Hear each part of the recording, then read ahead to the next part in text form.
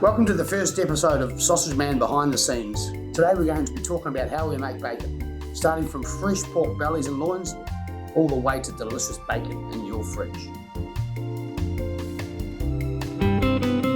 So, here we have our pork belly, ready for bacon, almost. This is where the rib cage sits. So there's a gristly piece along here, which is like this, kind of the sternum part. So to give it a little trim if needed. We don't want to have any bones or gristle left in the pork belly. See that wee bit of bone just there? See that wee bit of bone? You don't want that in your bacon.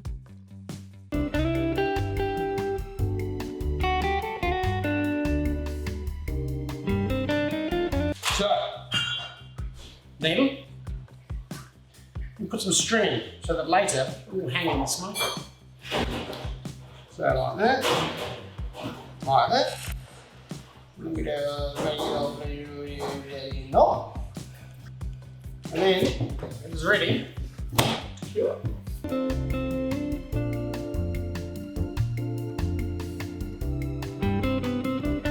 A dry cure is where you don't submerge the pork in liquid, so it's basically a dry rub. We use a mixture of molasses and pickling salt, and then we rub it into the pork and then vacuum pack it. We use molasses for the colour and the flavour. We use pickling salt because it negates the risk of botulism in the bacon. Botulism, bad!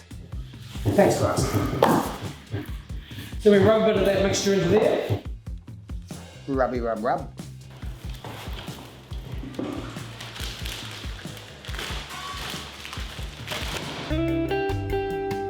Hygiene.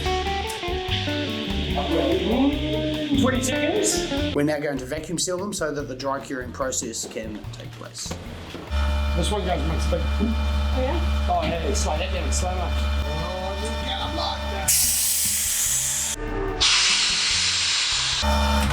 And there we go. Cured bacon, ready to put in the fridge.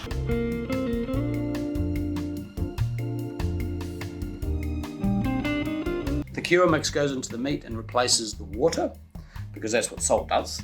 And it takes 1 centimetre per day for the curing of a product. So if the belly is 4 centimetres thick, then it takes a minimum of 4 days. We rinse the pork bellies just to take a bit of if there's any excess salt or sugar on them off, and then just to get the rest of that liquid out of there. So the liquid is the liquid that's supposed to come out of the meat during the curing process. So then we rinse the bellies with some cold water. Only the freshest version of water. Here I've got a ham as well, which follows the same curing and smoking process as the bacon.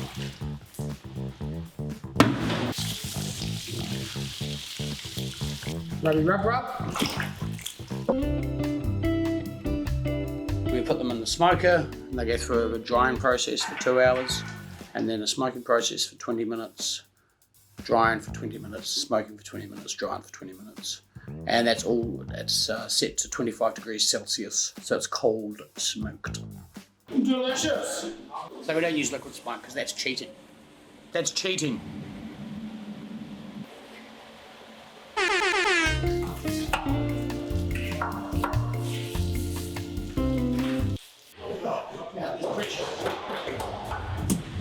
So here we use bookholz, which is beechwood, which is the standard wood that's used for smoking German butcher products.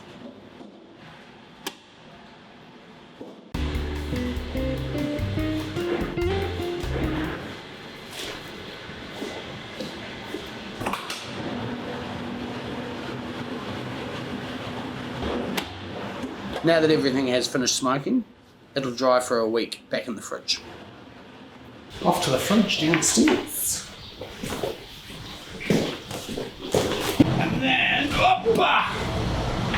There we go. So wet. So we leave it for another week to dry out a little more, because now it's a bit too moist.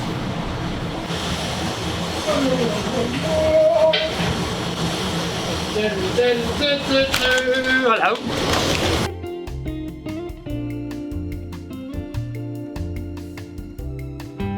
Now that the pork has been cured, smoked and dried, it's ready to slice.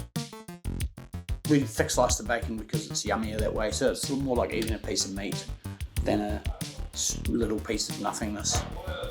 Streaky bacon!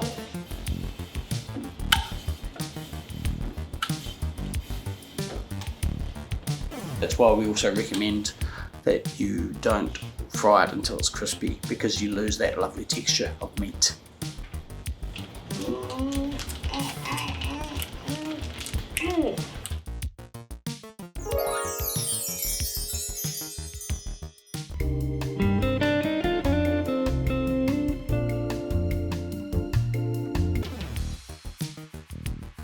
So it takes the air out so that it has a longer shelf life.